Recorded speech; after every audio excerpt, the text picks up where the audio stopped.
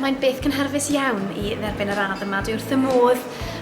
Mae'n real fraint a mae'n golygu lot fawr I fi. Mae'r dydd hyd yn hyn, fy godes i'n gynnar o'n canu yn y seremoni, felly fi eisiau ymarfer am 9 o'r gloch, lot o goffi, a jyst gobeithio na fyddai'n y lle iawn ar yr amser iawn a ddim yn cwmpo drosto.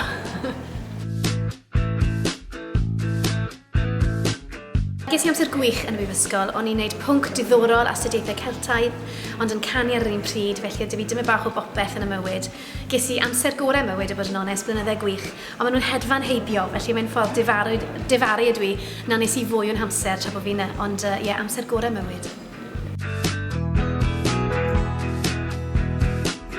Mae sawl comisiwn newydd eleni am resymau penodol. Mae comisiwn newydd I gofio Aberfan hanner can mlynedd yn ôl, felly darn mawr gan Carl Jenkins fydd yn nghanolfan y mileniwm ym mis Hydre. Lot o gerddoriaeth o theithio ar y funud a chyflwyno hefyd cadw'n brysur ac wy'n fam I ddoi o fechgyn bach, felly tyma bach o jyglan ar y funud. Yn credu ta'r peth nath yn syni yn fwyaf oedd canu yn agoriad y Paralympics yn 2012 a cael gwisgo ffrog gan Vivienne Westwood a sefyll o flaen rhyw biliwn o bobl dros y byd I gyd. Roedd hynna'n rili chafbwynt achos I fi ro'n i'n canu'r gerddoriaeth rwy'n I charu, ond I gynulleidfa mor eang ac oedd hi'n gyfle anhygoel.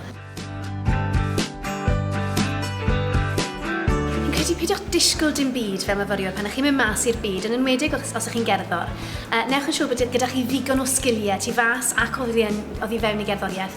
Mwynhewch beth ych chi'n gwneud, peidiwch byth a throi cerddoriaeth yn job, jyst mwynhewch fel mae a mwynhewch bob munud o beth bynnag gewch chi'n gwneud.